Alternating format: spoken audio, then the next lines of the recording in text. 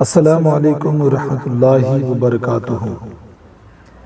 جماعت ششم کی اردو درسی کتاب سے سبق نمبر 2، حضرت عمر فاروق رضی اللہ تعالی عنہ۔ اس سے پہلے ہم مسلمانوں کے پہلے خلیفہ حضرت ابو بکر صدیق رضی اللہ تعالی عنہ کی زندگی کے کچھ حالات سے واقف ہو چکے ہیں۔ آپ لفظ خلیفہ کے معنی بھی جانتے ہیں۔ اسلام کے ابتدائی زمانے میں جب مسلمانوں کی تعداد بڑھ رہی تھی اور اسلام ملک عرب سے نکل کر ایران، مصر اور اسپین جیسے دور دراز ملکوں میں پھیل چکا تھا، ایسے حالات میں اسلامی حکومت کو مسلمانوں کے قبضے والے تمام علاقوں میں سنبھالے رکھنا بہت ضروری تھا۔ حکومت کا یہ نظام حضرت محمد صلی اللہ علیہ وسلم کے بعد حضرت ابو بکر رضی اللہ تعالی عنہ سے قائم ہوا۔ اسلامی حکومت کے اس نظام کو خلافت کہتے ہیں۔ حضرت ابو بکر رضی اللہ تعالی عنہ نے صرف 2.5 سال خلافت کی۔ ان کے بعد حضرت عمر فاروق رضی اللہ تعالی عنہ کو خلیفہ بنایا گیا۔ یہاں ان کے اخلاق و عادات اور زندگی کے کچھ واقعات بتائے جا رہے ہیں۔ حضرت عمر فاروق رضی اللہ تعالی عنہ، سبق نمبر 2۔ اس سبق کے مصنف ڈاکٹر محمد شرف الدین ساحل 2 اگست 1949 کو ناگپور میں پیدا ہوئے۔ اردو، فارسی اور عربی میں انہوں نے MA کرنے کے بعد 2 مرتبہ PhD کی ڈگریاں حاصل کی۔ مختلف تعلیمی اداروں میں انہوں نے تدریس کی۔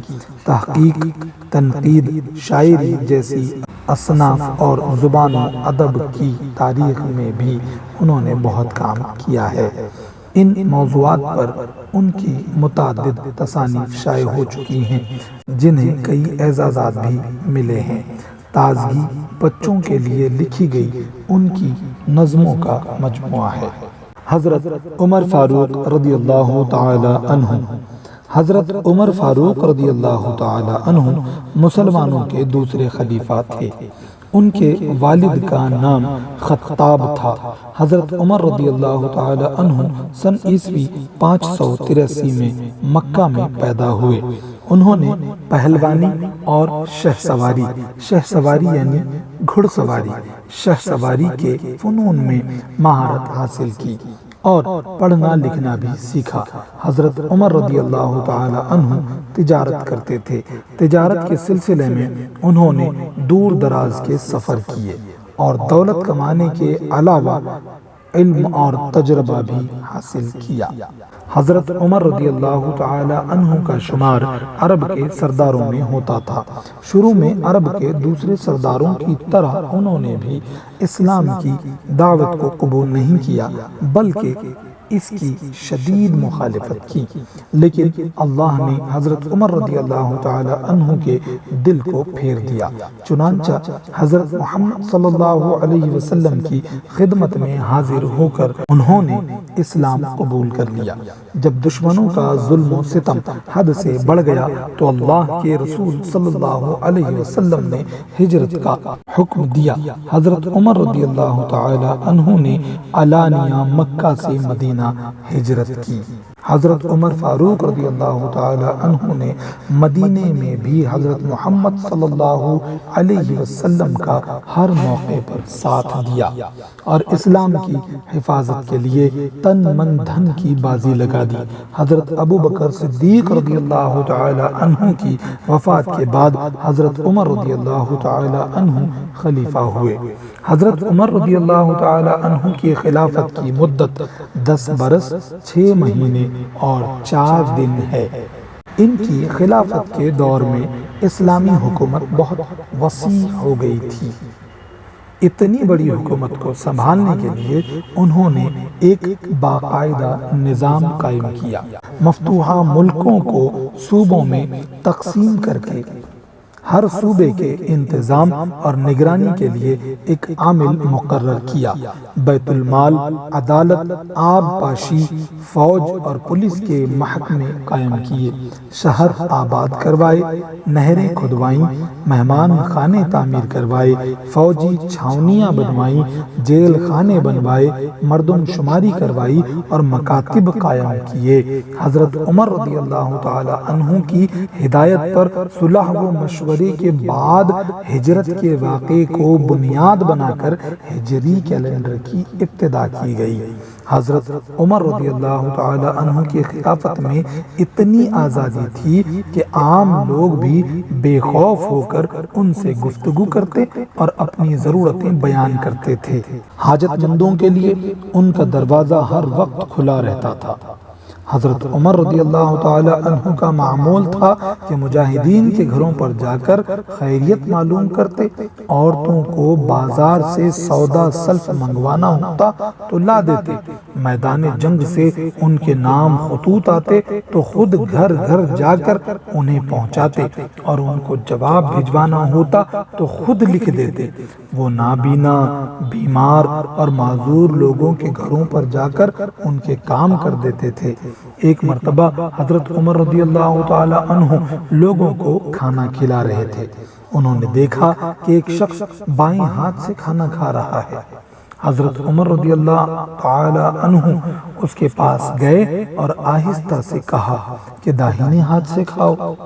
اس شخص نے رنجیدہ ہو کر کہا کہ ایک جنگ میں میرا دایاں ہاتھ جاتا رہا ہے۔ یہ سن کر حضرت عمر رضی اللہ تعالی عنہ کا دل بھر آیا۔ وہ اس کے برابر بیٹھ گئے اور کہنے لگے، افسوس، تم کو وضو کون کراتا ہوگا، تمہارا سر کون دھلاتا ہوگا، کپڑے کون پہناتا ہوگا۔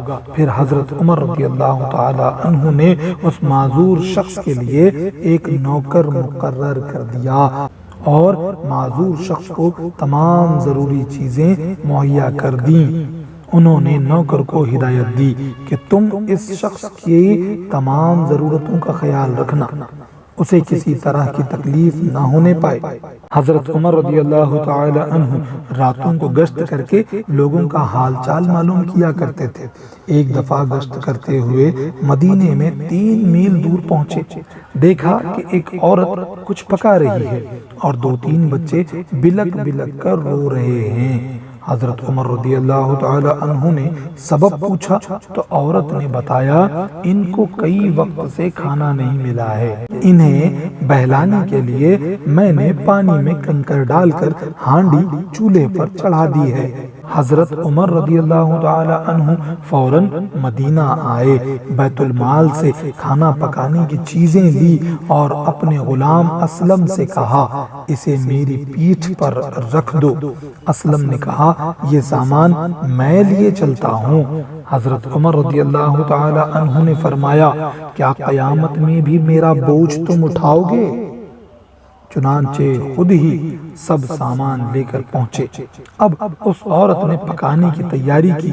حضرت عمر رضی اللہ تعالی عنہ نے خود چولہا پھونکا۔ کھانا تیار ہوا تو بچوں نے سیر ہو کر کھایا اور اچھلنے کودنے لگے۔ حضرت عمر رضی اللہ تعالی عنہ دیکھتے تھے اور خوش ہوتے تھے۔ عورت کہنے لگی، خلیفہ تو تمہیں ہونا چاہیے تھا، نہ کہ عمر کو۔ حضرت عمر رضی اللہ تعالی عنہ آپ دیدہ ہو کر بولے، اللہ میری غفلت کو معاف فرمائے، میں ہی عمر ہوں، تم بھی میری غفلت کو معاف کر دو کہ میں اتنے دن تمہاری حالت سے بے خبر رہا۔ ایک مرتبہ تاجروں کا ایک قافلہ مسجد نبوی کے باہر آ کر رکا۔ رات کو امیر المؤمنین رضی اللہ تعالی عنہ نے عبد الرحمن بن عوف رضی اللہ تعالی عنہ کو ساتھ لیا اور کہا، آؤ آج رات ان تاجروں کے مال کی حفاظت کے لیے پہرا دیں۔ چنانچہ دونوں جلیل القدر صحابہ رضی اللہ تعالی علیہم اجمعین نے رات بھر تاجروں کے مال کی حفاظت کی۔ تاجروں کو علم بھی نہ ہوا کہ امیر المؤمنین رضی اللہ تعالی عنہ خود ان کے مال تجارت کی نگرانی کر رہے ہیں۔ حضرت عمر رضی اللہ تعالی عنہ چاہتے تو اپنے سپاہیوں کو بھی حکم دے سکتے تھے، مگر انہوں نے ایسا نہ کر کے دنیا کے حکمرانوں کے لیے ایک مثال قائم کر دی۔ حضرت عمر رضی اللہ تعالی عنہ بیت المال کی نگرانی بڑی دیانتداری سے کرتے تھے۔ ایک مرتبہ کچھ لوگ ان سے ملنے آئے تو دیکھا کہ وہ دیوانہ وار ادھر ادھر دوڑ رہے ہیں۔ آنے والوں کو دور ہی سے اشارہ کرتے ہوئے کہا، تم بھی میرا ساتھ دو، بیت المال کا ایک اونٹ بھاگ گیا ہے، تم تو جانتے ہی ہو کہ اس میں غریبوں کا حصہ ہے۔ ایک شخص نے کہا، امیر المؤمنین آپ کیوں تکلیف اٹھاتے ہیں؟ کسی غلام کو حکم دیجئے، وہ ڈھونڈ لائے گا۔ فرمایا، مجھ سے بڑھ کر غلام کون ہو سکتا ہے؟ حضرت عمر رضی اللہ تعالی عنہ سادگی پسند تھے۔ ایک صحابی حضرت انس رضی اللہ تعالی عنہ نے کہا ہے کہ اپنی خلافت کے زمانے میں بھی حضرت عمر رضی اللہ تعالی عنہ نہایت سادہ زندگی گزارتے تھے۔ ان کے لباس پر کئی پیوند لگے ہوئے ہوتے تھے۔ ایک دفعہ وہ لوگوں کے حالات جاننے اور ان کی ضروریات معلوم کرنے کے لیے شام کے دورے پر گئے۔ ان کا غلام اسلم بھی ان کے ساتھ تھا۔ ان کی آمد کی خبر سن کر لوگ استقبال کے لیے جمع ہو گئے۔ جب وہ وہاں پہنچے تو کوئی پہچان نہ سکا کہ آنے والے دو مسافروں میں خلیفہ کون ہے۔ اسلم نے جب اشارہ کیا تو لوگ انہیں پہچان سکے۔ لوگوں کو توقع نہیں تھی کہ ان کے خلیفہ اتنے سادہ لباس میں ہوں گے۔ وہ سمجھے ہوئے تھے کہ خلیفہ بادشاہ کی طرح سج دھج کر آئیں گے۔ ایک عظیم الشان حکومت کا خلیفہ ہونے کے باوجود حضرت عمر رضی اللہ تعالی عنہ کی زندگی بے انتہا سادہ تھی۔ وہ معمولی سا لباس پہنتے، بہت ہی سادہ غذا استعمال کرتے اور مسجد کے کسی بھی گوشے میں مٹی کے فرش پر لیٹ جاتے تھے۔ وہ تقوی، پرہیزگاری، حق پرستی، راست گوئی اور عدل و انصاف کا پیکر اور اسلامی اخلاق کا بہترین نمونہ تھے۔